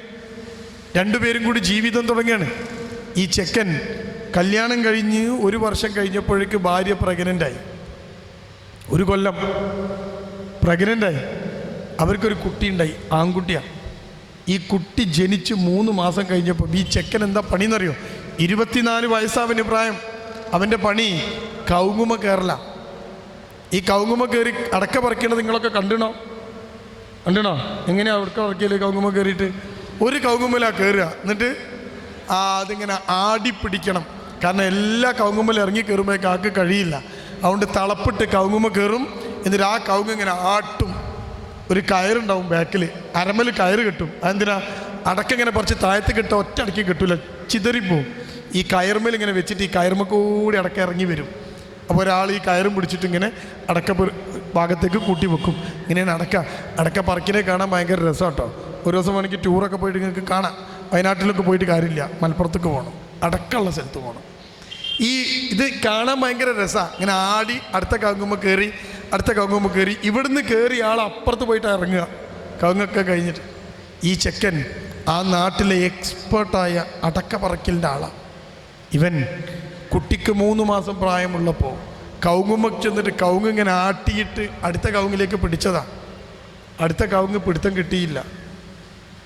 ഈ കവുങ്ങുമെന്ന് പിടുത്തം വിട്ടും ചെയ്തു. അത്രയും ഹൈറ്റ് നമ്മൾ താഴേക്ക് വീണു. മഴക്കാലമാണ്. ആ കവുങ്ങ് നിൽക്കുന്ന സ്ഥലം മുഴുവൻ ചെളിയാണ്. അവനിങ്ങനെ നിലത്തേക്ക് വീണിട്ട് ആ ചെളിയിലിങ്ങനെ ഒരു മനുഷ്യൻ്റെ അടയാളമായി പോയി. ഓടി വന്ന ആളുകൾ നോക്കുമ്പോൾ ഒന്നും പറ്റിയിട്ടില്ല, ഒരു മുറിവ് പോലുമില്ല, ഒരു തുള്ളി ചോര പൊടിഞ്ഞിട്ടില്ല. അയാളെ കോരിയെടുത്തു. അയാൾ പറഞ്ഞു അൽഹംദുലില്ലാ ഒന്നും പറ്റിയില്ല, ഒരു പ്രശ്നമില്ല, ഹൈറ്റിൽ നിന്ന് വീണതാ. അപ്പോൾ ഇവർ പറഞ്ഞു ഒന്നും പറ്റിയില്ലെങ്കിലും നമുക്കൊന്ന് ആശുപത്രിയിൽ പോവുക. ഇല്ല, ഒന്നുമില്ല, ഇത്തിരി വെള്ളം കുടിച്ചാൽ മാറും. വെള്ളം വാങ്ങി കുടിച്ച് അവിടെ ഇങ്ങനെ ഇരുന്ന് അയാൾ ഇങ്ങനെ പറയാണ് എനിക്ക് തരിക്കുന്നുണ്ട്, കയ്യും കാലും ഒക്കെ തരിക്കണ്. അപ്പോൾ ആൾക്കാർ പറഞ്ഞു വീണോണ്ടായിരിക്കും, എല്ലാവരും വീഴാൻ തുടങ്ങി. ഇല്ല, എനിക്ക് തരിക്കണ്. അപ്പോഴാണ് എടുത്തിട്ട് ഹോസ്പിറ്റലിലെത്തിയപ്പോഴേക്ക് ആ മനുഷ്യന് തല മാത്രമേ ഉള്ളൂ, കഴുത്തിനങ്ങോട്ട് എന്തു സംഭവിക്കുന്നു എന്ന് ആ മനുഷ്യന് മനസ്സിലാവുന്നില്ല. ഡോക്ടർ പറഞ്ഞു വീഴ്ചയുടെ ആഘാതത്തിൽ നട്ടെല്ല് പൊട്ടിയിരിക്കുന്നു. ഇവിടുന്ന് അങ്ങോട്ട് താഴേക്കുള്ളതൊന്നും ഇയാൾക്ക് ഇനി മനസ്സിലാവില്ല, ഒന്നും ചെയ്യാൻ പറ്റൂല, ഒന്നും. അതുകൊണ്ട് ഇയാളിനി പാലിയേറ്റീവിലേക്ക് പോവട്ടെ. 24 വയസ്സുള്ള ഒരു ചെറുപ്പക്കാരൻ, ജീവിതത്തിൽ ഒരുപാട് സ്വപ്നങ്ങളുള്ള മനുഷ്യൻ, 3 മാസം പ്രായമുള്ള പാല് കുടിക്കുന്ന കുട്ടിയുടെ വാപ്പ പോട്ടെ. അയാൾ വീട്ടിലേക്ക് വരുന്നത് പാലിയേറ്റീവില്ല. ഇനി മലമൂത്ര വിസർജനം അയാൾക്ക് ബാത്റൂമിൽ ചെന്ന് ചെയ്യാൻ കഴിയില്ല, എഴുന്നേറ്റ് നിൽക്കാൻ കഴിയില്ല. ഞാൻ കൂടുതൽ പറയണ്ട, നിങ്ങളൊക്കെ രോഗികളെ കാണുന്ന ആൾക്കാരാ. കൂടെ ഭാര്യയുണ്ട്. കുറച്ച് കാലം ഇങ്ങനെ കഴിഞ്ഞപ്പം ഭാര്യയുടെ കൈ പിടിച്ച് മനുഷ്യൻ പറഞ്ഞു, നീ പൊയ്ക്കൊടി, ഇന്നെ ആരെങ്കിലുമൊക്കെ നോക്കിക്കോളും, നിനക്കൊരു ജീവിതമുണ്ട്, നിനക്ക് വേണ്ടി ഇനി ദാമ്പത്യം എനിക്ക് നൽകാൻ കഴിയില്ല, സാമ്പത്തികം നൽകാൻ കഴിയില്ല, നിന്നെ ഒന്ന് ചേർത്ത് പിടിക്കാൻ പോലും എനിക്ക് കൈ പൊങ്ങൂല, അതുകൊണ്ട് നീയും കുട്ടിയും കൂടി പോയിക്കോ, എന്നെ ഒഴിവാക്കിക്കോ, ഞാൻ എങ്ങനെങ്കിലുമൊക്കെ ജീവിച്ചു പോകും.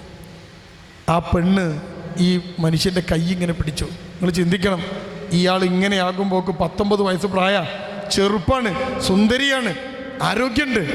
ആ ഭർത്താവിൻ്റെ കൈ ഇങ്ങനെ പിടിച്ചിട്ട് ആ ഭാര്യ പറഞ്ഞു, തൽക്കാലം ഇപ്പം ഞാൻ ഒഴിവാക്കാൻ തീരുമാനിച്ചിട്ടില്ല, ഇത് എൻ്റെ വിധിയാണ്, പടച്ചവൻ എനിക്ക് തന്ന വിധിയാണ്, അതുകൊണ്ട് നിങ്ങൾ പടച്ചവനോട് പ്രാർത്ഥിക്കുക, ഞാനും പ്രാർത്ഥിക്കുക, നമുക്ക് സ്വർഗത്തിൽ ഇതുപോലെ ഒരു വീട് വേണം എന്ന്. ഇനി ഭൂമിയിൽ ജീവിതമില്ല, സ്വർഗത്തിൽ നമുക്ക് ഇതുപോലൊരു വീട് വേണം. നിങ്ങൾ പ്രാർത്ഥിക്കുക. നോക്ക് നിങ്ങൾ, ആ മനുഷ്യൻ അടക്ക പറിക്കുമ്പം വീണിട്ട് ഇപ്പോൾ 21 കൊല്ലായി ഞാൻ കാണുമ്പോൾ.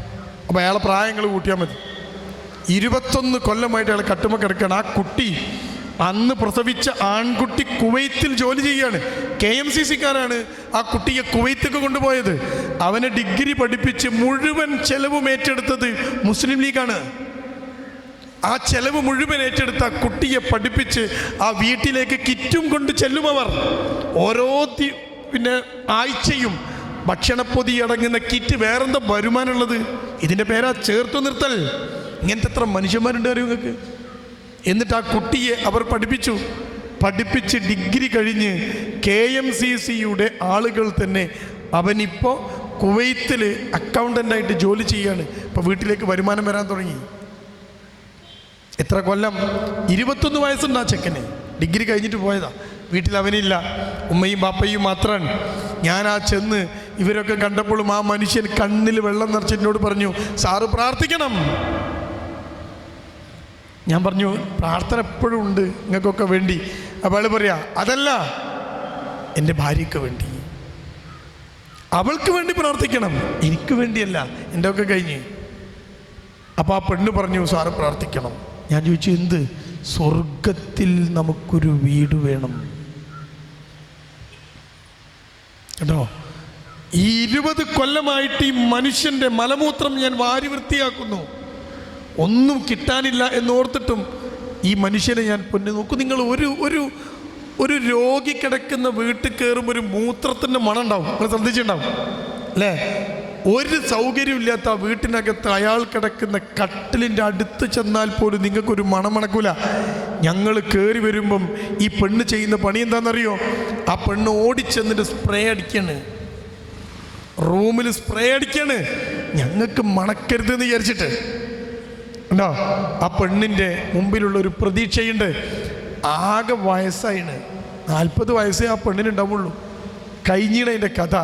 ജീവിതത്തിൽ ഒരു സുഖമില്ല, ഒരു സ്വൈര്യമില്ല. എന്ത് സമാധാനമാണ് അവർക്ക്? എന്താണ് അവരുടെ പ്രതീക്ഷ? നിങ്ങൾ ചിന്തിക്കുക. ഒറ്റ പ്രതീക്ഷയാണ് ഇവരെ നയിക്കുക. അതെന്താ? ഈ നോട്ടത്തിന്, ഈ സഹനത്തിന്, ഈ കഷ്ടപ്പാടിന് നാളെ പ്രതിഫലമുണ്ട്. എവിടെ? പരലോകത്ത്. എൻ്റെ പ്രിയപ്പെട്ടവരെ, ഒരു മനുഷ്യന് സാന്ത്വനം കൊടുക്കാൻ ഇത്രയും നല്ലൊരു മരുന്ന് വേറില്ല.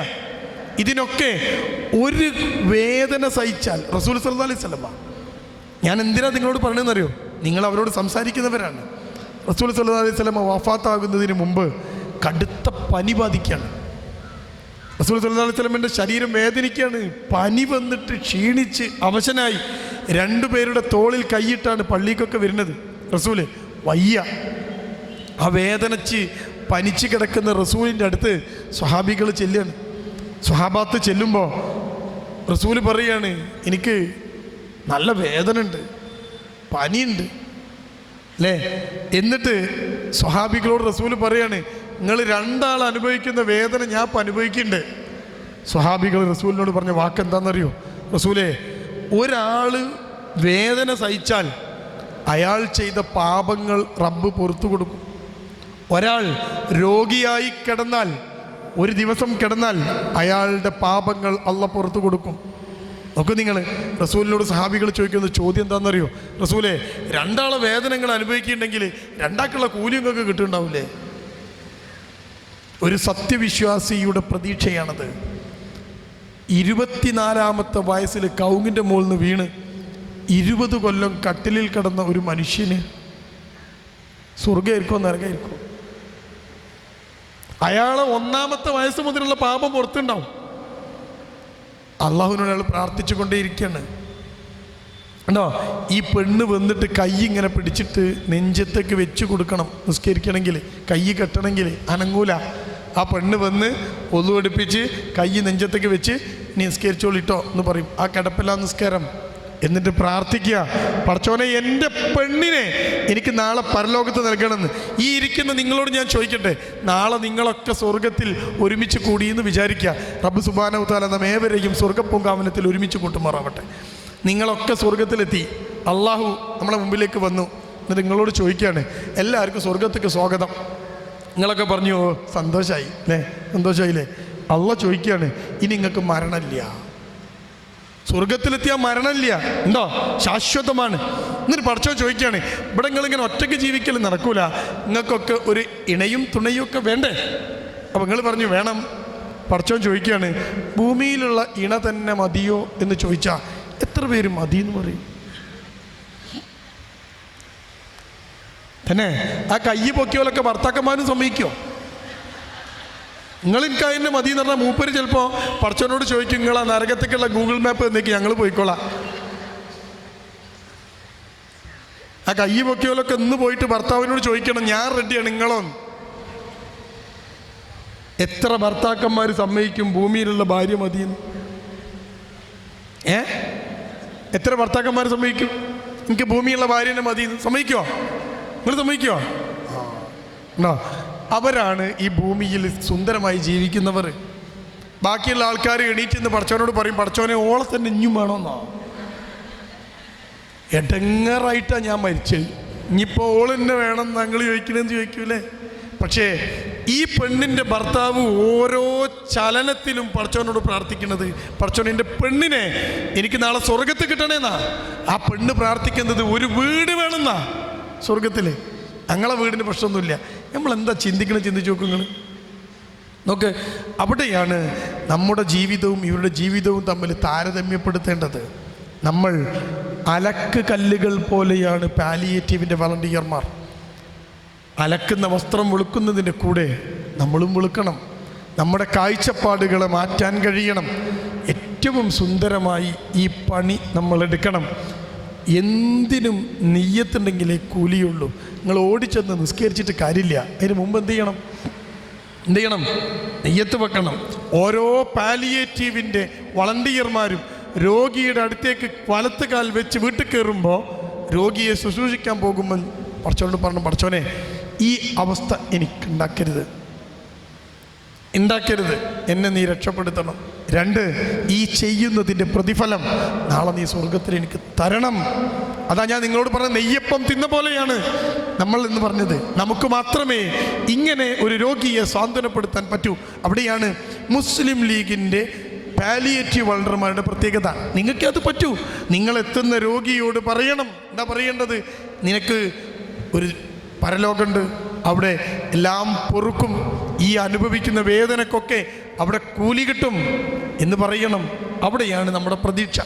രോഗിക്ക്, പാലിയേറ്റീവിലെത്തിയ ഒരു രോഗിക്ക് വേറെ ഒരു പ്രതീക്ഷയും കൊടുക്കാൻ നമുക്ക് കഴിയില്ല.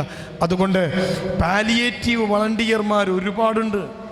മുസ്ലിം ലീഗിൻ്റെ പാലിയേറ്റീവ് വളണ്ടിയർമാർക്കുള്ള പ്രത്യേകത, അവരുടെ മനസ്സിനകത്തൊരു വിശ്വാസമുണ്ട്. ഈ ലോകം കഴിഞ്ഞാൽ ഒരു പരലോകമുണ്ട് എന്ന ബോധ്യമുണ്ട്. ഈ സാധനത്തെയാണ് നമ്മൾ നമ്മുടെ രോഗിയിലേക്കും കൊടുക്കേണ്ടത്. കണ്ടോ നിങ്ങൾ? ഇത് കൊടുക്കാൻ ഈ ഒരു ഉത്തരവാദിത്വം കൂടി എൻ്റെ പ്രിയപ്പെട്ടവരെ നിങ്ങൾ ഏറ്റെടുക്കുമ്പോഴാണ് ഏറ്റവും നല്ല വളണ്ടിയറാവുക എന്ന് നിങ്ങൾ ഓർക്കണം. ഒരു കാര്യം കൂടി ചേർത്ത് പറഞ്ഞുകൊണ്ട് ഞാൻ അവസാനിപ്പിക്കുകയാണ്. നീ ഭക്ഷണമൊക്കെ കഴിക്കാൻ സമയമായി. അപ്പോൾ ഒരു കാര്യം കൂടി ചേർത്ത് പറഞ്ഞുകൊണ്ട് അവസാനിപ്പിക്കുകയാണ്. ഈ കഷ്ടപ്പെടുന്നവരെയൊക്കെ നമ്മൾ കാണും.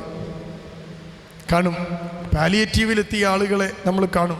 പക്ഷേ വീട്ടിനകത്ത് എത്രയോ വീടകങ്ങൾക്കകത്ത് കുടുംബമുണ്ടായിട്ടും ആരോഗ്യമുണ്ടായിട്ടും നോക്കാൻ ആളില്ലാതെ കഷ്ടപ്പെടുന്ന ആളുകളുണ്ട് ഇഷ്ടം പോലെ. പ്രത്യേകിച്ച് വൃദ്ധരായ ആളുകൾ, വയസ്സായ ആളുകൾ. കണ്ടോ? അവരെ കൂടി നിങ്ങൾ പരിഗണിക്കണം. എല്ലാമുണ്ട്, തളർന്നു പോയവരെ നിങ്ങൾ മുമ്പ് കൊണ്ടുതരും അല്ലേ? പാലിയേറ്റീവിലെത്തി എന്ന് പറയും. പക്ഷേ തളരാതെ പോയി എത്ര ആൾക്കാരുണ്ടായിരുന്നു നിങ്ങൾക്ക്? വാർദ്ധക്യം എന്നത് ഏറ്റവും വലിയൊരു പ്രശ്നമായി മാറുക. കേരളത്തിലെ പുതിയ കണക്കുകൾ പ്രകാരം 2035 ആകുമ്പോഴേക്ക് കേരള സംസ്ഥാനത്ത് വൃദ്ധന്മാരുടെ എണ്ണം ചെറുപ്പക്കാരേക്കാൾ കൂടും. നമ്മളെക്കാൾ ചെറുപ്പക്കാരേക്കാൾ വൃദ്ധന്മാർ 10 കൊല്ലം കഴിഞ്ഞാൽ ഈ നിൽക്കുന്ന ഞാനും ഈ ഇരിക്കുന്ന നിങ്ങളും ഒക്കെ വൃദ്ധരാ. 60 വയസ്സാ വൃദ്ധൻ എന്ന് പറഞ്ഞാൽ. അപ്പോൾ ഈ പ്രസംഗിക്കുന്ന ഞാൻ ഒരു 10 കൊല്ലം കഴിഞ്ഞാൽ, ഒരു 15 കൊല്ലം കഴിഞ്ഞാൽ ഞാൻ വൃദ്ധനാ. ഈ ഇരിക്കുന്ന നിങ്ങളൊക്കെ വൃദ്ധരാ. വൃദ്ധന്മാരുടെ എണ്ണം കൂടാൻ പോകുന്നൊരു കാലഘട്ടമാണ്. അപ്പോൾ ഈ പാലിയേറ്റീവിലേക്ക് നിങ്ങൾ മാത്രം വന്നാൽ പോരാ. പുതിയ തലമുറയെ, യുവതലമുറയെ കൈപിടിച്ച് കൊണ്ടുവരണം. MSFൽ നിന്ന് കുട്ടികളെ കൊണ്ടുവരണം. അവരെ സ്ട്രെങ്തൻ ചെയ്യണം. പെൺകുട്ടികളെ, പ്രത്യേകിച്ച് ആൺകുട്ടികളെ ഇതിൻ്റെ കൂടെ ചേർത്ത് നിർത്താനുള്ള ശ്രമം നിങ്ങൾ നടത്തണം. അതുകൊണ്ട് ഈ വൃദ്ധരായ ആളുകളെക്കുറിച്ച് നിങ്ങൾ ഏറ്റവും വലിയൊരു ചിന്ത ചിന്തിക്കണം. ഒരു ചെറിയ ചിന്ത നിങ്ങളുമായി പങ്കുവെച്ച് ഞാൻ അവസാനിപ്പിക്കാം. ഒരു ചെറിയ ചിന്ത. ഒരു വയസ്സായ ആൾക്ക് എന്താ വേണ്ടത്? വലിയ വീടാ? ടൂറാ? എന്താ വേണ്ടി? സംസാരിക്കാനാള്? പിന്നെ എന്താ വേണ്ടത്? ഇനി ഞാൻ ചെറിയൊരു എക്സാമ്പിൾ പറയാം. ഒരു എക്സാമ്പിൾ നിങ്ങൾക്ക് ആ എക്സാമ്പിളിൽ മനസ്സിലാവും. അത് കഴിഞ്ഞിട്ട് നമുക്ക് ഭക്ഷണം കഴിക്കാം. ചെറിയൊരു എക്സാമ്പിൾ. റൈറ്റ്. ഒരു മനുഷ്യന് 5 മക്കളുണ്ട്. 5, 2 പെണ്ണും 3 ആണും. അയാൾ ഗൾഫിൽ പോയി പണമൊക്കെ ഉണ്ടാക്കി നാട്ടിൽ കുറച്ച് സ്ഥലം വാങ്ങി. എന്നിട്ട് വീടിന് തറട്ടു. വീടെടുക്കാൻ തീരുമാനിച്ചപ്പം അയാൾ ചിന്തിച്ചു, 5 മക്കളുണ്ട്, ഞാനും ഭാര്യയുണ്ട്, എത്ര ബെഡ്റൂം വേണം? എത്ര ബെഡ്റൂം വേണം? 6 അല്ലേ? 6 ബെഡ്റൂം. താഴെ 3, മേലെ 3, 6 ബെഡ്റൂമുള്ള വലിയൊരു വീടാ മനുഷ്യൻ ഉണ്ടാക്കി. ഗൾഫിൽ പോയിട്ട് അയാൾ ആകെ ഉണ്ടാക്കിയതാ വീടാ. അതുണ്ടാക്കി അയാൾ ഉഷാറായിട്ട് മുന്നോട്ട് പോയി. 2 പെൺകുട്ടികളെ കെട്ടിച്ചു വിട്ടു. കല്യാണം കഴിപ്പിച്ച 2 പെൺകുട്ടികളും ഭർത്താവിൻ്റെ വീട്ടിലേക്ക് പോയി. ആ വീട്ടിലിപ്പോൾ എത്ര റൂം ബാക്കിയായി? 2 റൂം കാലിയായി. ഇനി എത്ര റൂമാണ് ബാക്കിയുള്ളത്? 4 റൂം അല്ലേ?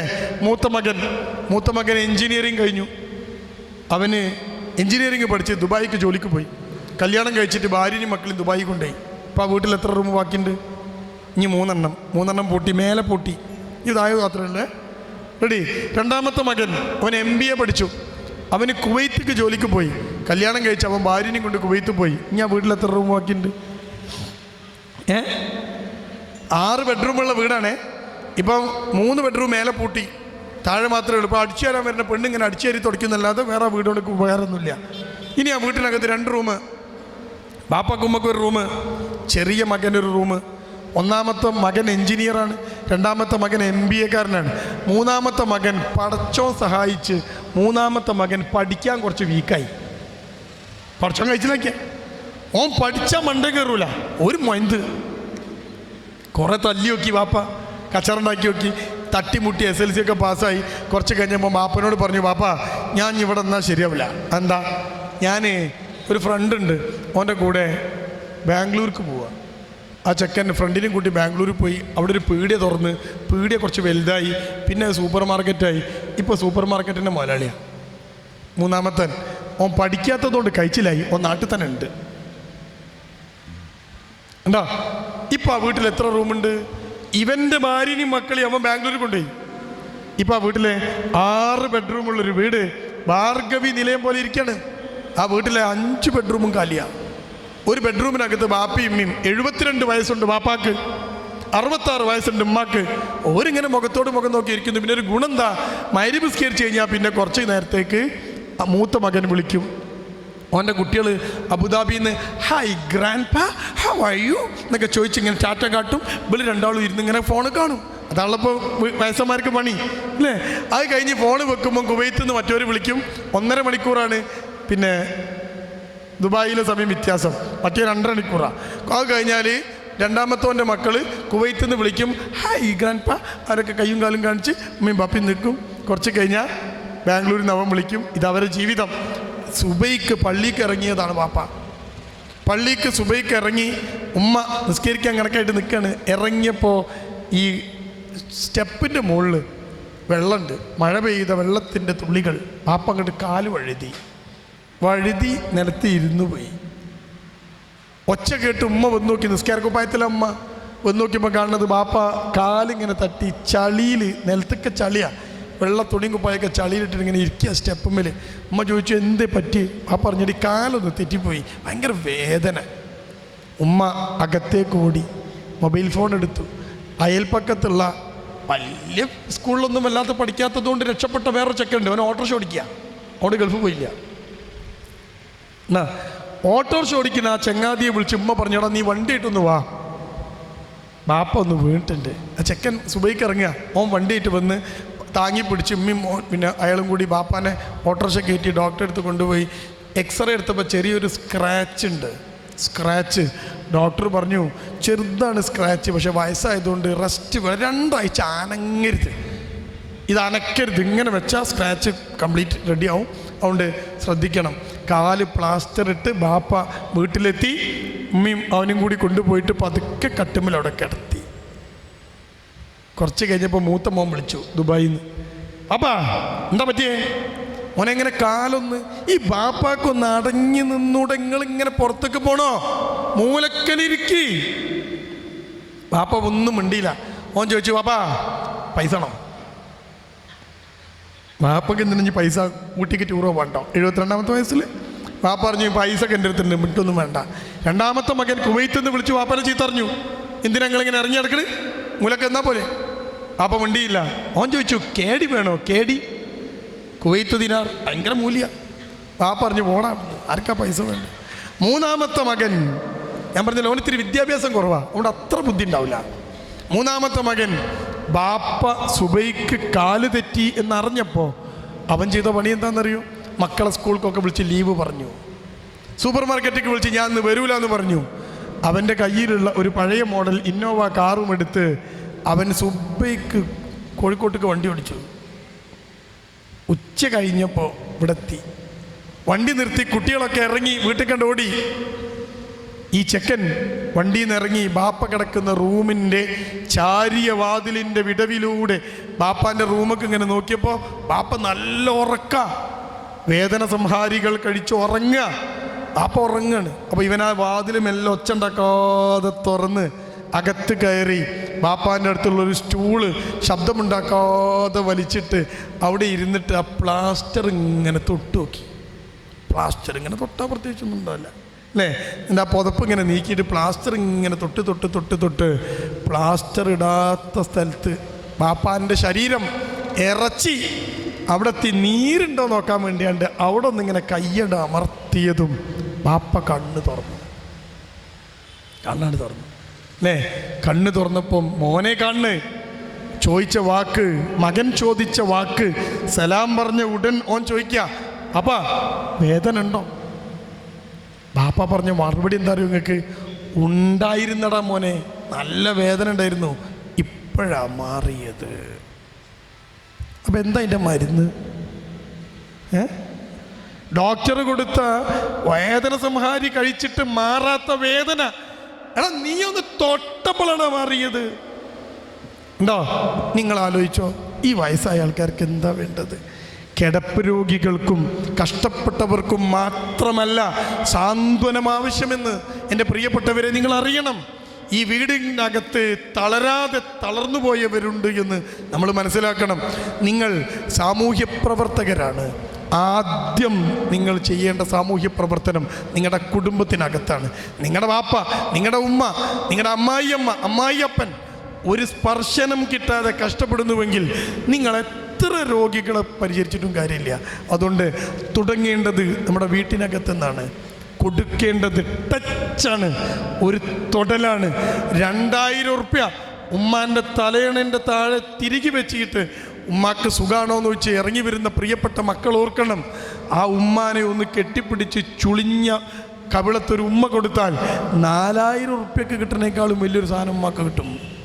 ഇത് മനസ്സിലാക്കുന്നിടത്താണ് നമ്മളൊരു പാലിയേറ്റീവ് വളണ്ടിയറായി മാറുക. ജീവിച്ചിരിക്കുന്ന ആരോഗ്യമുള്ള ആളുകൾക്കും തളർന്നു പോയവൾക്കും ഒരുപോലെ സാന്ത്വനമേകുന്ന മികച്ച വളണ്ടിയർമാരായിട്ട് റബ്ബ് സുബ്ഹാനഹു വ തആല നാം ഏവരെയും മാറ്റുമാറാവട്ടെ. നാളെ സ്വർഗപ്പൂങ്കാവനത്തിൽ നമ്മൾ ചെയ്ത ഈ മഹത്തായ പ്രവർത്തനം മുൻനിർത്തിക്കൊണ്ട് റബ്ബ് നാം ഏവരെയും ഇതുപോലെ ഒരുമിച്ച് കൂട്ടുമാറാവട്ടെ. റബ്ബന ഹബ്ലന മിൻ അസ്വാജിന വദുരിയതിന ഖുറത അയ്യുൻ വജഅൽനാ ലിൽ മുത്തഖീന ഇമാമ വആഖിറു ദഅവാന അൽഹംദുലില്ലാഹി റബ്ബിൽ ആലമീൻ. അസ്സലാമു അലൈക്കും വറഹ്മത്തുള്ളാഹി വബറകാതുഹു.